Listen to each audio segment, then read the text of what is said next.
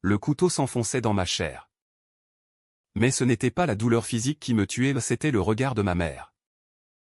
Froid comme la Seine en hiver. Qui me condamnait à l'oubli éternel. J'ai ouvert les yeux sur le même dîner. Le même vin rouge coulant dans les verres de cristal. Et j'ai su. Avec une clarté surnaturelle, je suis revenu des abysses. Ma propre mort effacée comme un mauvais rêve. Cette fois. Élise n'est plus la fille brisée, je suis le fantôme qui hante les couloirs de notre hôtel particulier du Marais. Et c'est elle. Ma mère? Qui va implorer le pardon qu'elle m'a refusé? Paris. Cette ville des lumières éternelles. M'avait toujours semblé un écrin de velours pour mes rêves d'enfant. Mais ce soir-là. Au cœur de l'hiver 2025. Dans la salle à manger lambrissée de notre appartement haussmannien rue des Francs-Bourgeois. Les ombres s'allongeaient comme des doigts accusateurs. J'avais 25 ans. Élise de Montfort?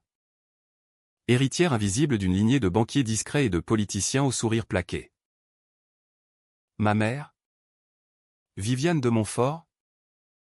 Était l'incarnation même de l'élégance impitoyable, une avocate renommée au barreau de Paris. Défenseuse des puissants. Avec ses cheveux châtains relevés en chignon impeccable et ses yeux verts qui disséquaient les âmes comme des dossiers judiciaires. Père était mort 10 ans plus tôt. Officiellement d'une crise cardiaque lors d'un voyage d'affaires à Genève. Mais les murmures dans les couloirs de la famille parlaient d'autre chose, une dette. Un scandale? Un silence imposé. Ce dîner était censé célébrer mon anniversaire. Ou du moins c'est ce que j'avais cru. La table était dressée avec une précision militaire, argenterie polie.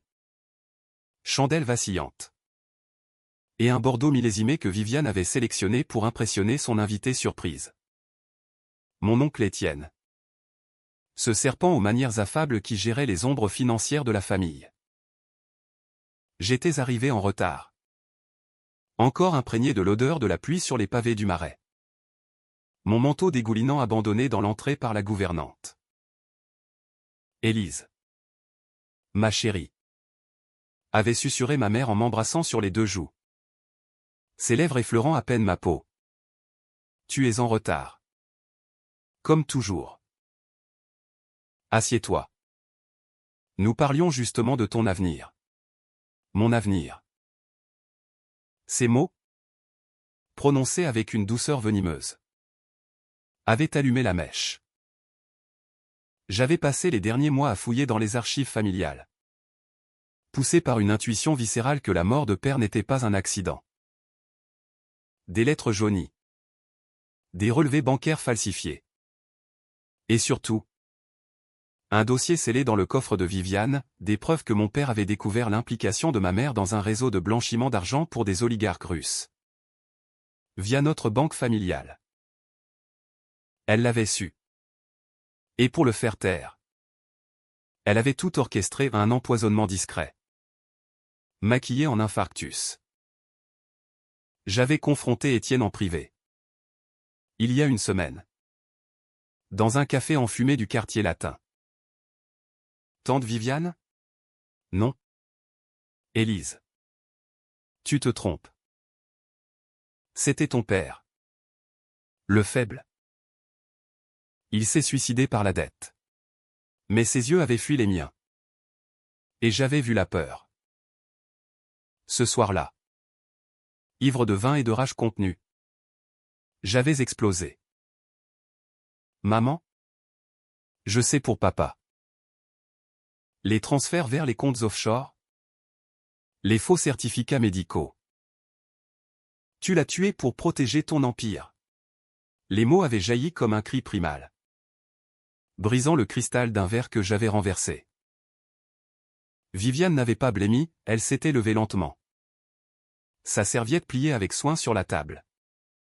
Et avait fixé Étienne d'un regard qui signifiait « Occupe-toi d'elle ». Mon oncle se lâche. Avait hoché la tête imperceptiblement. Élise. Avait-elle dit d'une voix de velours glacé. Tu es une enfant gâtée qui invente des fables pour attirer l'attention.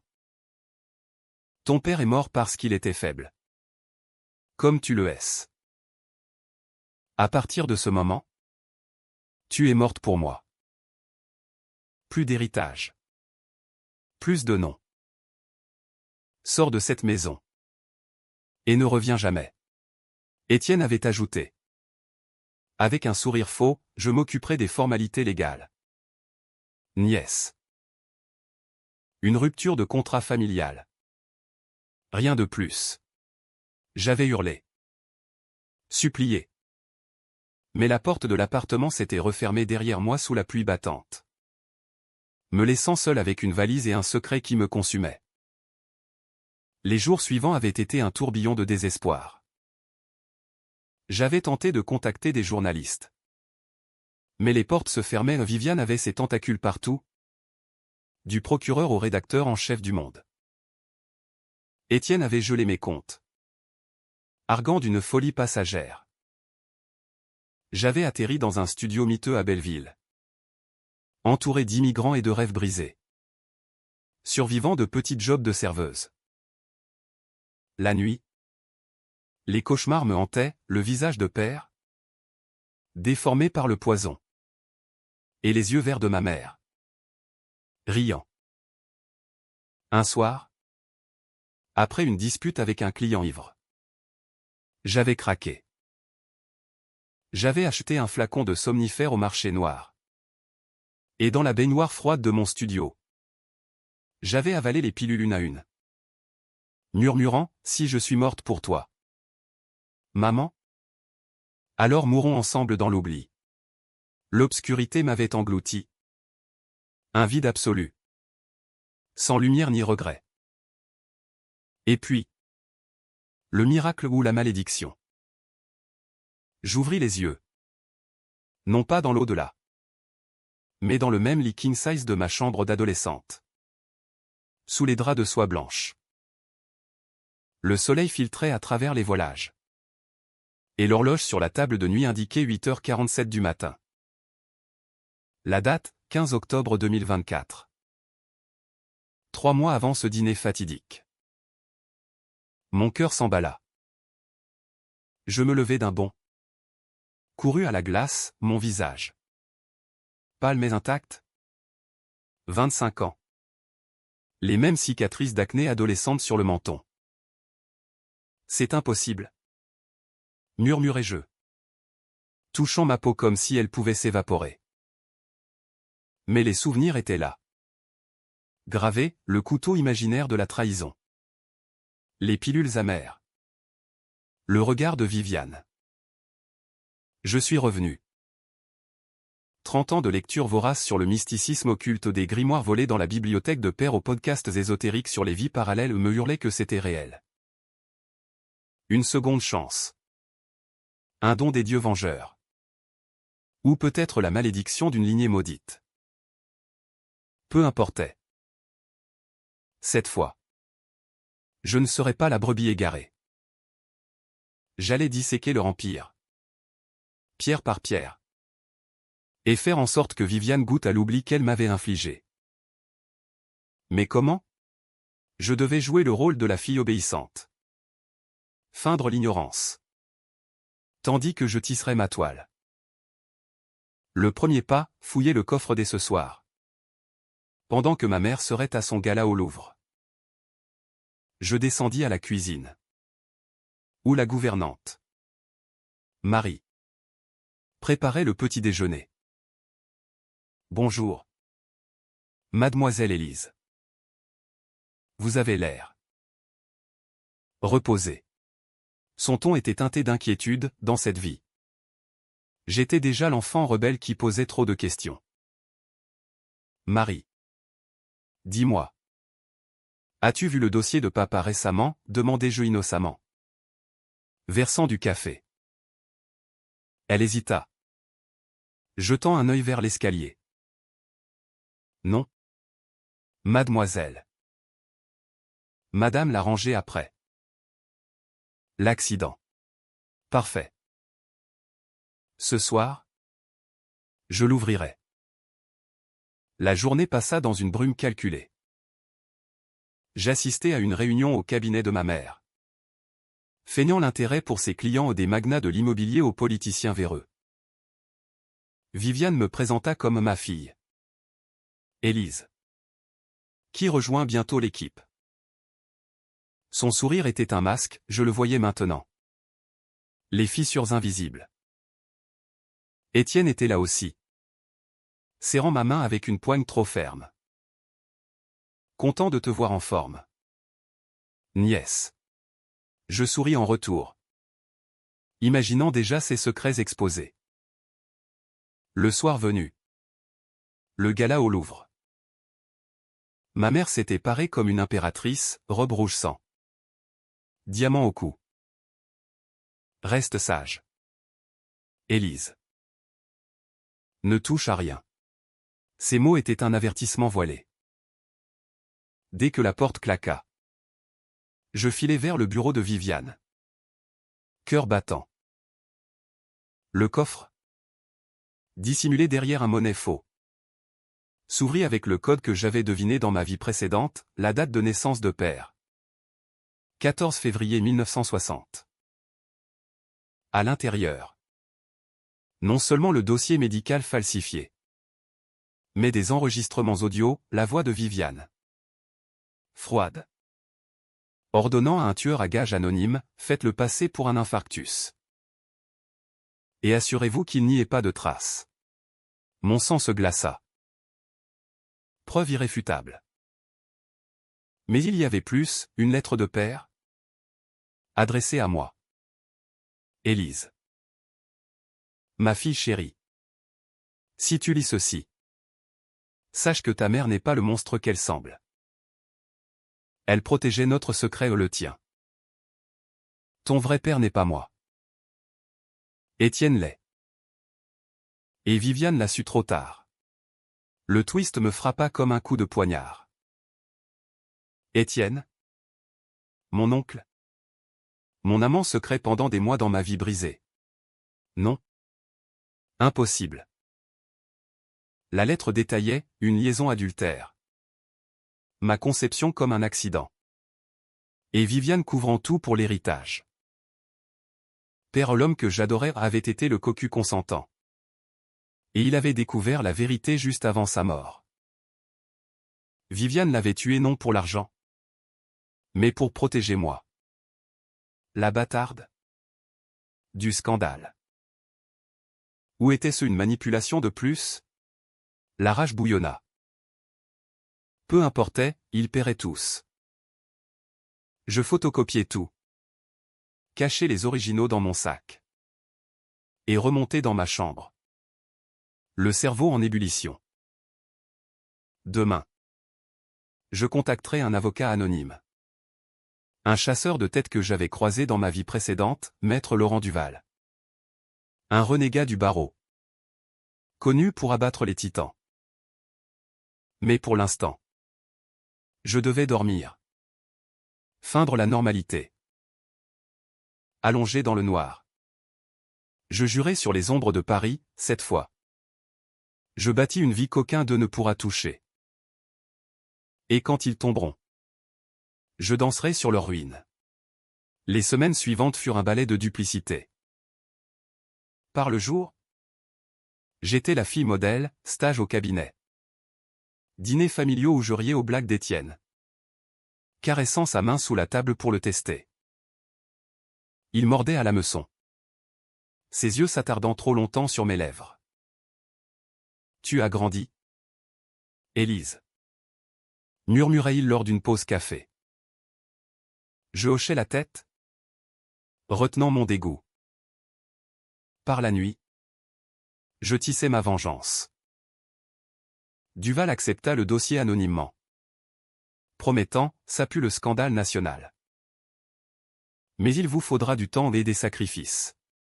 Les sacrifices? Exposer ma bâtardise publiquement. Ruiner la réputation de Viviane. Et peut-être impliquer Étienne dans un chantage qui frôlerait le crime. La première décision controversée vint vite. Pour financer l'enquête privée que Duval lança sur les comptes offshore, Je dus puiser dans les fonds familiaux hacker le système bancaire de la famille via un contact underground à Pigalle. Un geek russe nommé Dimitri que j'avais rencontré dans un bar clandestin. C'est risqué. Élise. M'avertit-il. Ses doigts volant sur le clavier. Si on te trace. C'est la tôle. Je souris dans l'ombre enfumée. Mieux vaut la prison que l'oubli. Nous dérobâmes 50 000 euros. Invisible. Versé sur un compte offshore ironiquement similaire à ceux de Viviane. L'argent coula comme du sang. Finançant des détectives qui creusèrent, preuve que ma mère avait non seulement tué père, mais aussi éliminé 2 témoins, un comptable et une maîtresse. Noël approchait. Et la tension montait. Lors d'un dîner au Ritz, Viviane me confia, Élise. J'ai des doutes sur Étienne. Il fricote avec des Russes louches. Ironie suprême. Je feignis la surprise, vraiment? Maman? On devrait enquêter. Elle rit. Un son cristallin. Ma pauvre chérie. Tu es trop innocente pour ce monde. Si seulement elle savait. Le nouvel an 2025 s'annonçait sous une neige rare à Paris. Recouvrant les toits de zinc d'un manteau virginal qui contrastait avec la pourriture que je sentais suinter sous la surface de ma famille. J'avais 25 ans. Mais mon âme emportait le double. Forgée dans le feu de la trahison et tempérée par le don improbable de cette seconde vie. Chaque matin. En me réveillant dans le lit trop grand de ma chambre d'adolescente. Je touchais le pendentif que père m'avait offert, un camée ancien représentant Athéna. Déesse de la vengeance stratégique, et je me rappelais ma mission, ne pas juste survivre, mais réécrire l'histoire avec leur sang pour encre. Ma rencontre avec Duval s'était muée en alliance précaire. Nous nous voyons dans son bureau exigu du 11e arrondissement. Un antre tapissé de dossiers jaunis et d'odeurs de tabac froid. Élise. Grommela-t-il un après-midi pluvieux, étalant des photos granuleuses sur son bureau. Votre oncle Étienne n'est pas seulement un adultère, il dirige un réseau de corruption qui s'étend jusqu'au quai d'Orsay. Et votre mère? Elle couvre tout pour garder le contrôle de la banque. Mais voici le hic, exposez ça publiquement. C'est exposez-vous. La bâtarde de la famille de Montfort. Les tabloïds vous déchireront. Je fixais les photos, Étienne en train de remettre une mallette à un homme encapuchonné près de la Seine. Viviane signant des documents dans un hôtel de luxe à Monaco. La bâtarde. Le mot me brûlait. Mais je l'avalais comme un poison familier. Faites-le quand même. Répondis-je. Ma voix ferme comme le marbre du Louvre. Je veux une fuite contrôlée d'abord aux Inrocks. Pour le buzz culturel. Puis au canard enchaîné pour le scandale politique. Et pour le twist personnel. Gardez ma filiation pour le coup final. Duval haussa un sourcil poivre et sel. C'est sadique. Mademoiselle. Et illégal. Vous jouez avec le feu. Sadique? Peut-être. Mais dans cette vie, j'avais appris que la justice n'était qu'un théâtre où les riches écrivaient le scénario. Ma première décision vraiment controversée fut de séduire Étienne non par désir, mais par nécessité. Pour obtenir ses mots de passe. Ses confessions enregistrées. Je devais devenir son vice secret. Le piège qu'il ne verrait pas venir. Ce fut lors d'une soirée au Fouquet's. Mi-janvier. Que je tendis l'appât. La famille fêtait l'anniversaire de Viviane. Un gala somptueux avec caviar et champagne Dom Pérignon. J'avais choisi une robe noire moulante. Fente haute révélant une jambe gainée de soie. Mes cheveux lâchés en cascade sombre. Étienne, éméché par le cognac, s'approcha alors que ma mère discutait avec un ministre. Élise. Tu es éblouissante ce soir. Sa main effleura mon bras. Un geste trop intime pour un oncle. Je penchai la tête, laissant mes lèvres s'entr'ouvrir. Merci, oncle Étienne. Mais ici, tout le monde joue un rôle. Et toi? Quel est le tien? Nous nous éclipsâmes dans un salon privé, prétextant une discussion d'affaires. Là, sous les lustres en cristal, je le laissai m'embrasser à un baiser âcre de trahison. Ses mains avides sur ma taille. Je le repoussai doucement, feignant la timidité. Pas ici. Mais... Et si on se voyait en privé? J'ai des questions sur papa. Ses yeux s'allumèrent de convoitise et de peur.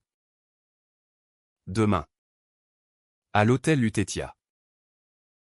Chambre 312.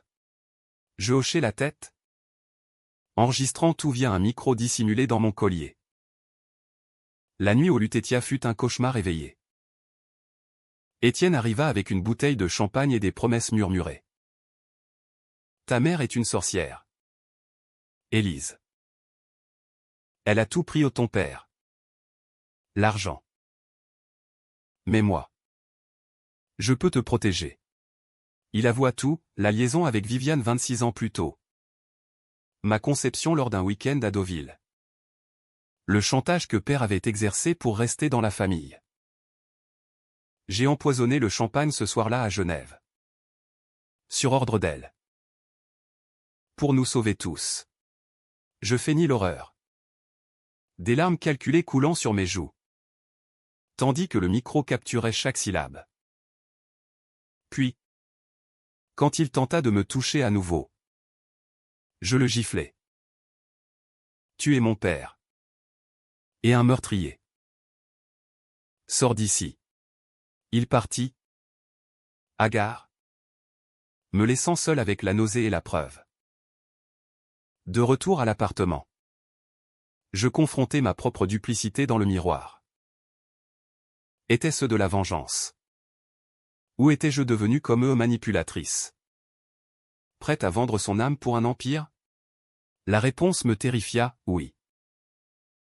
Mais je n'avais pas le luxe du repentir. Dimitri, mon hacker, intégra les enregistrements dans un dossier numérique inviolable. Et Duval prépara la fuite. Première vague, l'adultère et le meurtre de votre père. Ça fera trembler la finance parisienne. Février apporta les premiers craquements. L'article dans les Inrocks sortit un matin brumeux, scandale chez les de Montfort, un inceste familial et un meurtre maquillé. Les photos floues d'Étienne et Viviane en Deauville fuitèrent. Suivi des transferts bancaires. Viviane rentra ce soir-là. Livide. Jetant son sac Hermès sur la table. Élise.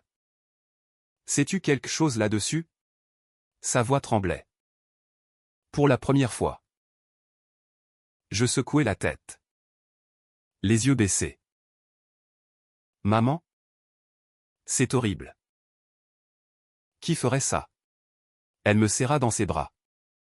Un geste rare. Et murmura, protège-toi. Ma fille. Cette ville dévore ses enfants. Étienne disparut 2 jours. Puis réapparut avec des avocats agressifs. Niant tout. Mais la presse s'emballa, manifestation devant la banque de Montfort. Boycott de clients. Viviane lutta. Ses apparitions télévisées un modèle de dignité froissée aux larmes contenues sur le plateau de ses avous. Déclaration de cabale contre une femme forte. Je la regardais depuis le canapé. Feignant la compassion. Mais intérieurement jubilant. Pourtant. Un doute s'insinua, et si la lettre de père était vraie? Si Viviane m'avait protégé en tuant l'homme qui me haïssait en secret? La décision suivante fut la plus controversée, impliquer la police. Duval arrangea une rencontre anonyme avec un inspecteur des stupes. Un certain Moreau. Connu pour sa haine des élites. Dans un bistrot anonyme de la butte aux Cailles.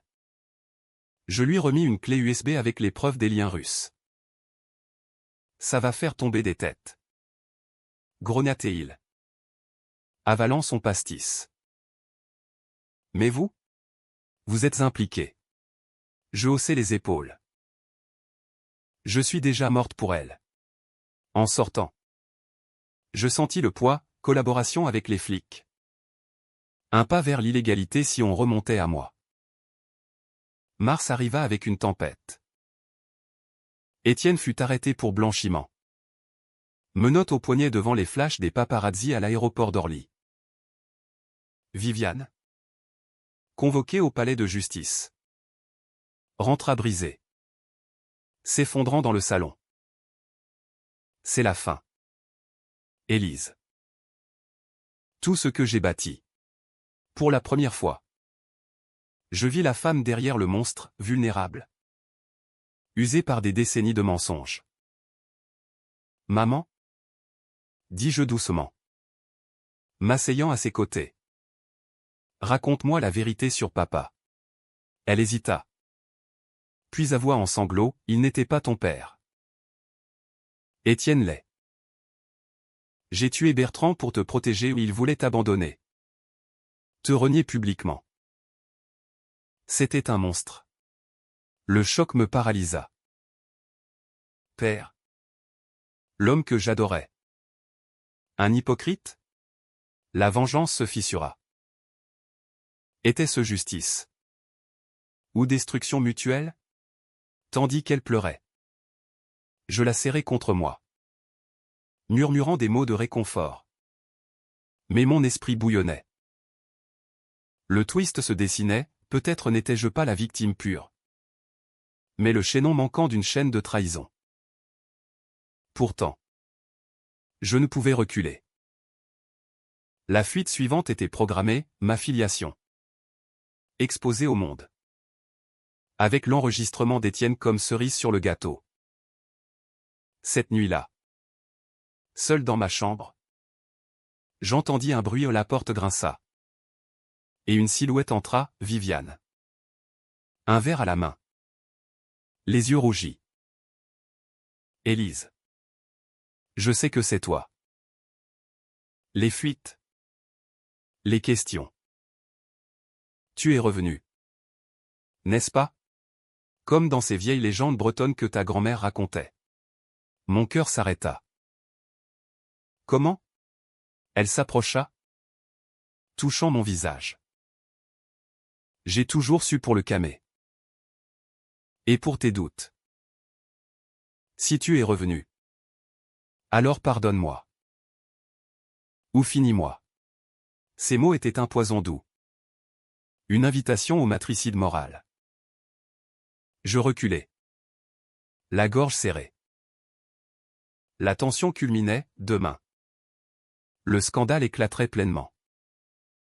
Mais pour la première fois. La vengeance goûtait l'amertume du regret. Avril 2025 enveloppa Paris d'une douceur trompeuse. Les cerisiers du champ de Mars en fleurs masquant à peine l'odeur de la décomposition qui imprégnait désormais ma vie. J'avais invoqué un revenant en moi-même. Mais ce fantôme n'était plus seulement vengeur, il était hanté. Déchiré entre la fureur justifiée et le gouffre d'un pardon impossible. Viviane savait. Ces mots de cette nuit-là où tu es revenu n'étaient pas une hallucination née du vin. Mais une reconnaissance calculée. Forgée dans les mêmes grimoires occultes que j'avais dévorés enfant. Notre lignée de Montfort, issue de sorcières bretonnes exilées au XVIIe siècle. Portait le sang des druides, des visions. Des retours. Des malédictions qui liaient les âmes à travers le voile de la mort. Elle avait vu ma mort future dans un rêve. Et avait anticipé ma renaissance. Je t'ai laissé mourir une fois. Avait-elle murmuré avant de repartir dans l'ombre? Mais cette fois. Bats-toi proprement. Ou nous sombrerons toutes les deux. Cette révélation fissura ma résolution comme un vitrail sous la grêle. Était-ce de la sorcellerie? Ou une manipulation de plus? Je passai les jours suivants dans une transe fiévreuse. Évitant ses regards lors des petits déjeuners silencieux. Tandis que la tempête médiatique s'amplifiait. Étienne, incarcéré à la santé, avait engagé les meilleurs avocats ou des requins comme ceux que Viviane défendait jadis, mais les preuves s'accumulaient, témoignages de complices russes extradés. Relevé bancaire piraté par Interpol. Le Monde publia l'article fatal le 10 avril, Le secret des de Montfort, inceste. Meurtre et une héritière illégitime au cœur du scandale. Ma photo d'enfant s'y trônait. Innocente. Juxtaposée à celle d'Étienne en costume 3 pièces. Les réseaux sociaux explosèrent. Bastarded Montfort trending. Des mèmes cruels comparant notre famille à une tragédie racinienne revisitée par Netflix. Viviane affronta la presse depuis le perron de l'hôtel particulier. Flanquée de gardes du corps. Ce sont des mensonges orchestrés par des ennemis jaloux. Déclara-t-elle. Sa voix chevrotant à peine. Mais je voyais les cernes sous ses yeux. Les tremblements de ses mains. Le cabinet d'avocats la lâcha, les clients fuirent comme des rats d'un navire coulant. Seule Marie, la gouvernante, resta loyale. Glissant des plateaux repas sous ma porte avec des notes, prenez soin de vous. Mademoiselle. Le mal finit toujours par se retourner. Ma décision controversée suivante fut la plus sombre, confronter Étienne en prison. Non pour la clémence, mais pour l'achever. Duval arrangea la visite sous un faux nom, une journaliste indépendante via un contact corrompu. La salle des parloirs de la santé puait la sueur et le désespoir. Des murs jaunis par des décennies de confessions avortées. Étienne entra. Menotté. Son visage bouffi par le stress. Ses cheveux grisonnants en désordre. Élise, siffla-t-il en me reconnaissant. Ses yeux s'écarquillant. Qu'est-ce que tu fous ici? C'est toi. Les fuites. Petite salope ingrate. Je m'assis de l'autre côté de la vitre. Un sourire froid aux lèvres. Salut. Papa. Ou devrais-je dire? Amant raté? Il blêmit. Martelant la table. Ta mère t'a empoisonné l'esprit. J'ai fait ça pour nous ou pour l'argent? Pour la famille. Bertrand était un boulet, il voulait te jeter à la rue quand il a su. Je sortis un mini-enregistreur. Le posant ostensiblement. Avoue-le pour la postérité. Comment tu as versé le poison dans son verre à Genève? Il hésita. Puis rit amèrement. Pour l'héritage. Élise. Viviane m'a payé 500 000 € pour le faire. Elle haïssait ce cocu. Et toi? Tu étais mon erreur. Mais j'aurais pu t'aimer. Si tu n'étais pas si. Il s'interrompit. Le dégoût tordant ses traits. Si faible. Je pressai le bouton. Parfait. Ça ira bien avec le reste. En sortant. Escorté par un maton blasé. Je vomis dans les toilettes, non de peur. Mais de la laideur humaine révélée. Père Bertrand n'était pas un saint. Mais Étienne était le diable incarné. De retour à Paris. Je transmis l'enregistrement à Moreau. L'inspecteur. Ça boucle le dossier meurtre. Merci. Mademoiselle. Anonyme. Sa gratitude était tiède, il savait que j'étais impliqué. Mais les élites protégeaient les leurs. Même les fantômes. La tension culmina mi-avril. Lors d'une perquisition au domicile. La police déferla rue des Francs-Bourgeois à l'aube, battant le heurtoir comme un tambour de guerre. Viviane et moi. En peignoir. Regardâmes les agents fouillés, coffres éventrés. Ordinateur saisi. Même les tapis persans soulevés pour des micros. Madame de Montfort? Vous êtes en garde à vue pour complicité de meurtre et blanchiment. Annonça un capitaine impassible. Elle se redressa. Digne même dans l'humiliation. C'est une erreur. Appelez mon avocat. Puis, se tournant vers moi. Ses yeux vers mes yeux brillants de larmes, Élise. Si c'est toi. Sache que je t'ai aimé à ma façon. Protège-toi. Ils l'emmenèrent. Menottes discrètes pour la forme. Sous les flashs des journalistes massés dehors. Je restais seul dans l'appartement vidé. Le silence assourdissant. Marie me serra dans ses bras, c'est fini. Mademoiselle. Vous êtes libre. Libre? Je m'effondrais sur le sol, sanglotant non de joie, mais d'un vide abyssal. La vengeance avait goût de cendre, j'avais détruit ma mère. Mon père putatif. Mon oncle amant. Mais qu'en restait-il pour moi? Une bâtarde orpheline dans une ville qui m'avait vu naître et renaître. Pourtant, le feu n'était pas éteint. Dimitri m'appela ce soir-là, Élise. Bonne nouvelle, les Russes veulent un deal. Ils balancent tout sur Étienne pour un allègement de peine. Ironie, les complices de ma famille me sauvaient. J'utilisais l'argent volé pour racheter des parts de la banque via une société écran. Devenant actionnaire majoritaire anonyme.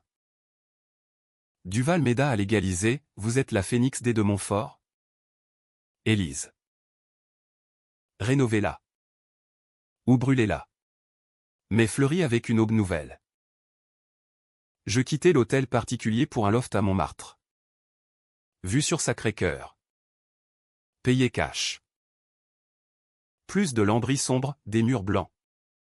Des livres sur l'ésotérisme. Un atelier pour peindre mon vieux rêve refoulé. Mais la vengeance appelait un dernier acte, le procès. Juillet.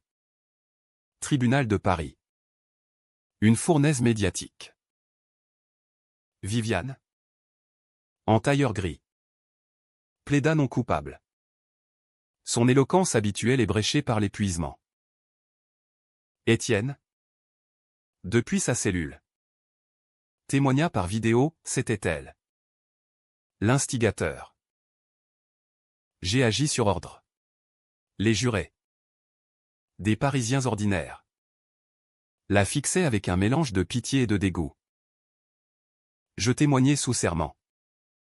La voix tremblante pour la galerie, ma mère m'a déclarée morte pour elle avant même que je sache. Mais en revenant, j'ai vu la vérité.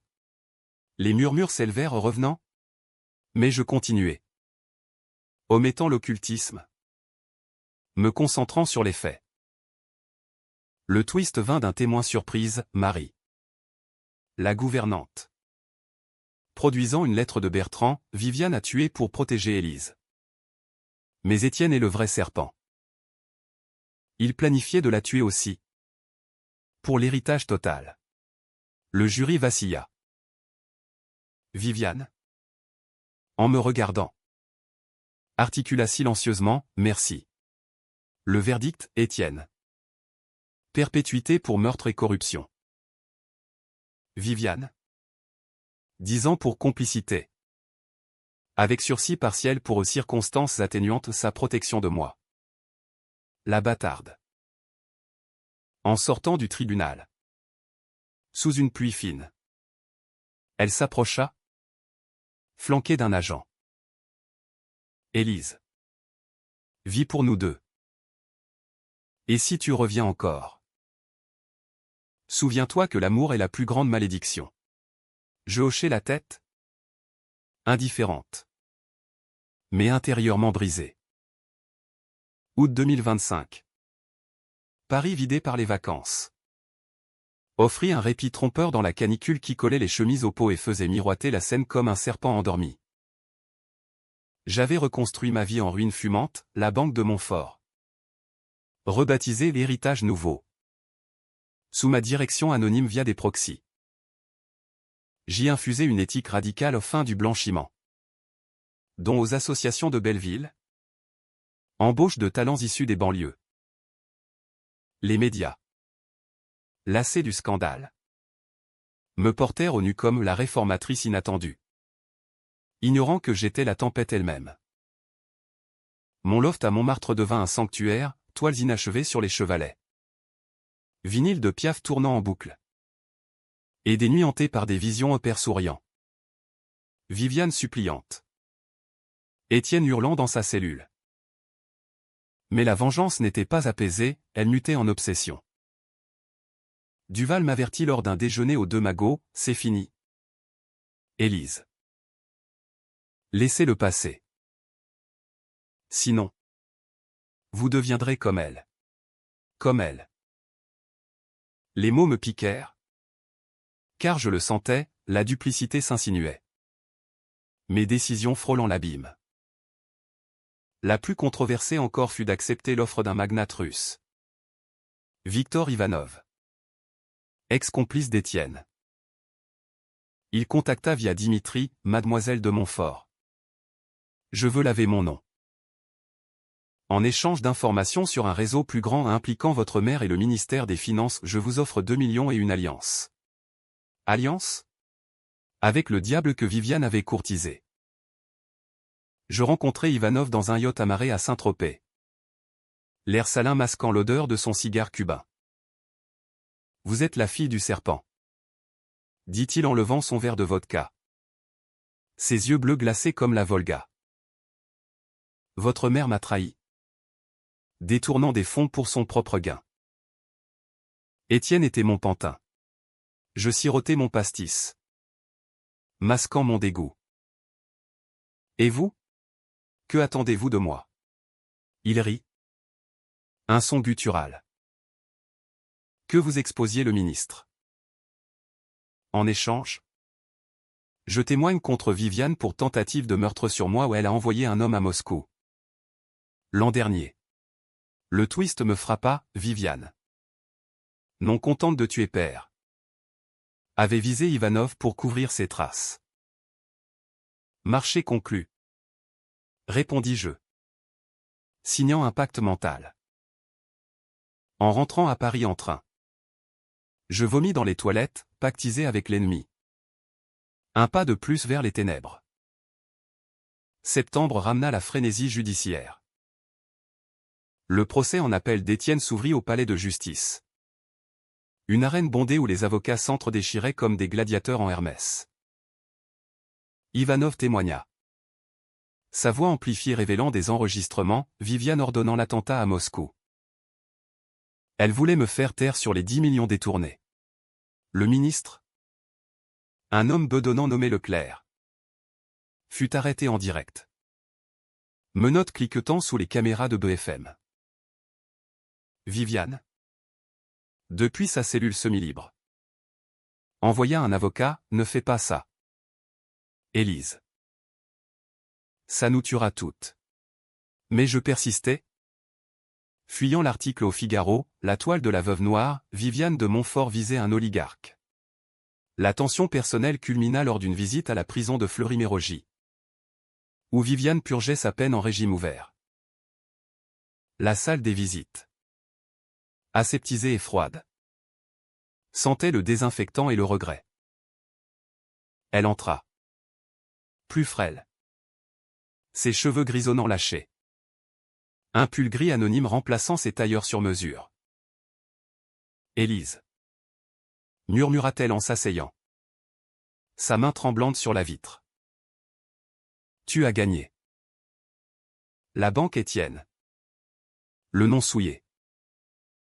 Mais à quel prix? Je fixai ses yeux. Miroir des miens. Le prix de la vérité. Maman. Tu m'as déclarée morte, j'ai rendu ça réel pour toi. Elle pleura alors. Un flot silencieux. Je t'ai protégée. Idiote.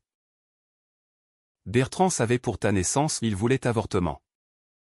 Te vendre comme un secret à ses créanciers. J'ai tué pour te garder. Et Étienne. Il était faible. Comme toi autrefois. Le mensonge? La vérité? Et Ivanov, demandai-je. Elle rit amère. Un chien que j'ai nourri trop longtemps. Tue-le si tu veux. Mais arrête. Reviens à la vie. Pas à la mort. Ces mots ébranlèrent ma carapace, pour la première fois. Je vis non le monstre, mais la femme brisée par ses propres malédictions. En sortant, sous un ciel d'octobre plombé, je pris la décision fatidique, trahir Ivanov. Au lieu de l'alliance, je transmis ses dossiers à Moreau aux preuves d'un réseau terroriste financé par ses fonds. Raid nocturne à son hôtel particulier des Champs-Élysées, Ivanov arrêté à l'aube. Hurlant mon nom dans les micros. La bâtarde. Elle m'a vendu. Le scandale international éclata, CNN. BBC. Titrant La chute de l'Empire russe à Paris. Viviane fut blanchie partiellement victime collatérale et libérée sous caution. Mais notre lien était rompu irrémédiablement. Novembre apporta l'hiver tôt.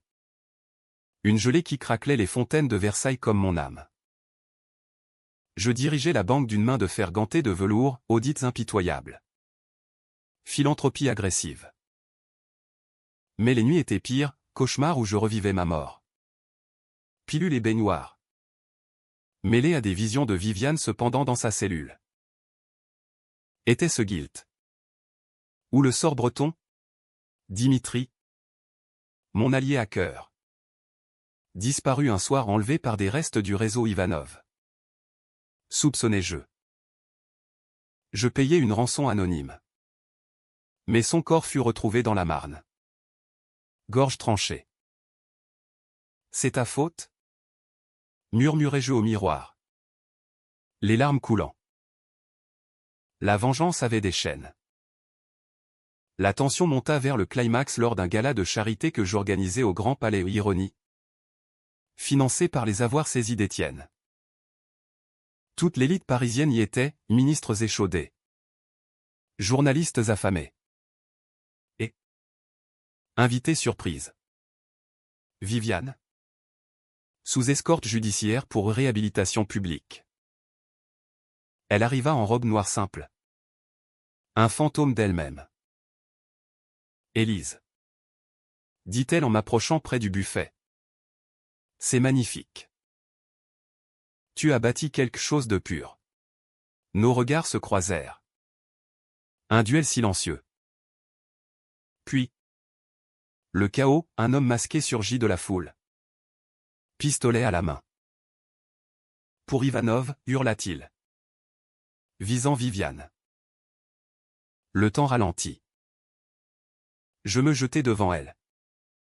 Le choc du projectile me traversant l'épaule comme un fer rouge. Cri. Sirène. Sang sur le marbre. Allongé à l'hôpital Necker.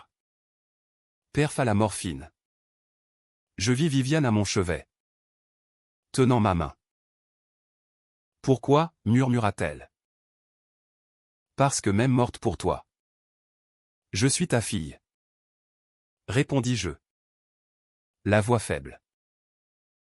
Le tireur. Un sicario d'Ivanov. Fut arrêté, le réseau démantelé. Mais le twist frappa, dans ses aveux.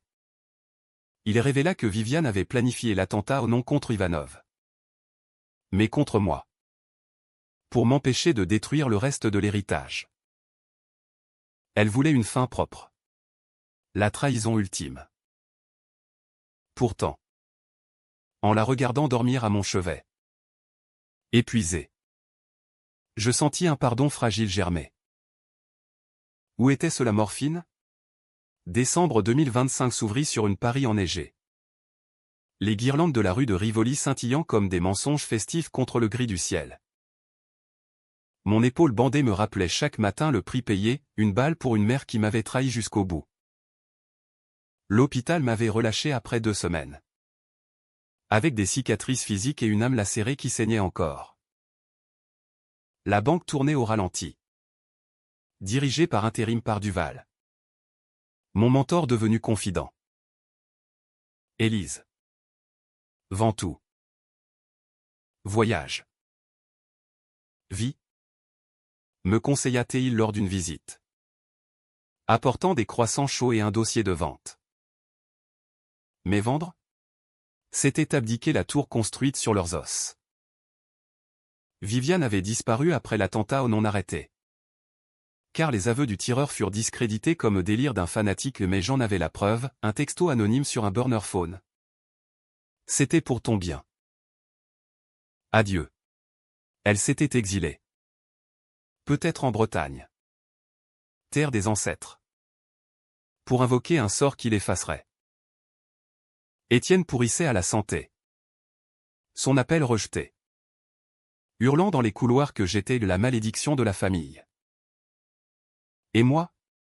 J'étais la survivante improbable. La revenante qui avait bâti une vie intouchable. Mais au coup d'une solitude glaciale. La décision finale. La plus controversée de toutes. Fut de la traquer. Non pour tuer. Mais pour clore le cercle. Avec l'aide de Moreau promu pour le démantèlement du réseau Ivanov, je pistais ses traces, un billet pour Quiberon. Une location sous faux nom à Locmariaquer. Près des menhirs où nos aïeuls avaient dansé nus sous la lune. Je louais une voiture à Rennes. Roulant sous une pluie battante qui transformait les routes en rivières boueuses. Pourquoi, demandai-je à voix haute. Les essuie-glaces battant comme un cœur affolé. Pour la vérité ultime. Ou pour l'absolution? Locmariaquer était un village fantôme en hiver. Le vent hurlant depuis l'Atlantique comme les lamentations des druides. La maisonnette?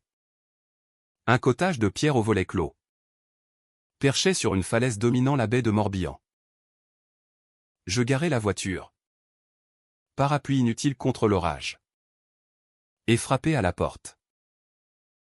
Silence. Puis, un craquement, Viviane ouvrit.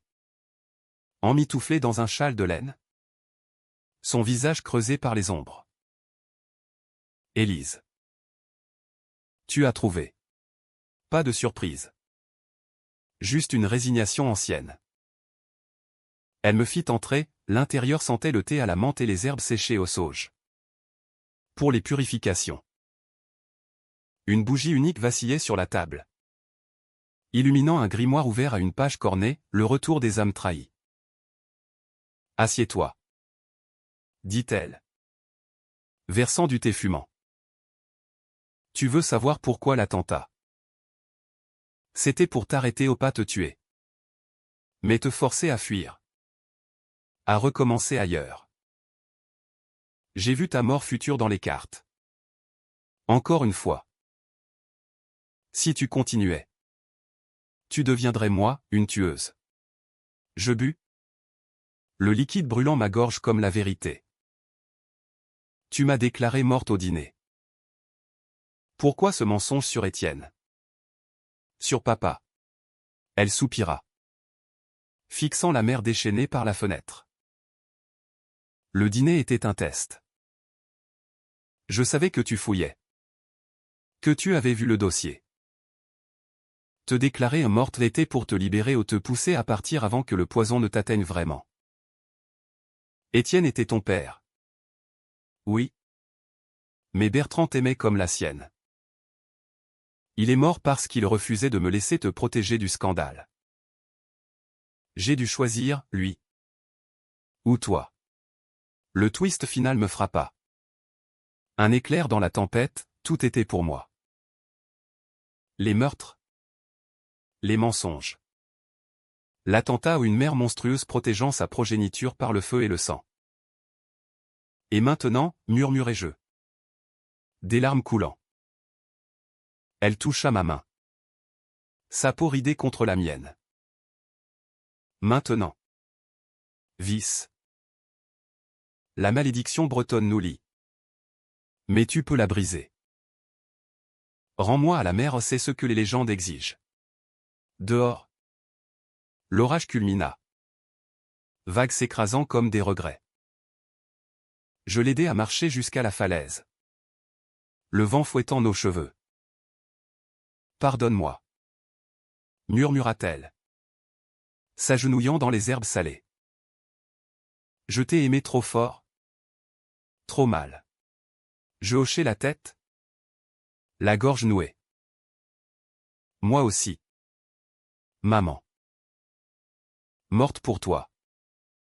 Mais vivante pour toujours. Elle avala une poignée de digital pour proherbe des sorcières. Poison doux et s'allongea. Regardant les étoiles percer les nuages. Je la veillais jusqu'à l'aube. Le corps refroidissant sous la brise marine. Pas de police, un enterrement anonyme au cimetière local. Sous un nom d'emprunt. En rentrant à Paris. Je vendis la banque au nom pour de l'argent. Mais pour la dissoudre. Redistribuant les fonds à des orphelins et des victimes de corruption. Mon loft devint un havre ouvert, atelier d'art pour les déshérités. Soirée lecture de contes bretons. Un an plus tard. Décembre 2026. Je marchais seul sous les lumières de Noël. Le camé d'Athéna au cou. La vengeance m'avait tué une fois. René une autre. J'avais bâti une vie qu'aucun fantôme ne pouvait toucher, tissée de pardons fragiles. De secrets enterrés avec la mer. Et d'une liberté âprement conquise. Paris. Ville des Lumières. M'avait vu renaître, et dans ses ombres. Je dansais enfin. Libre.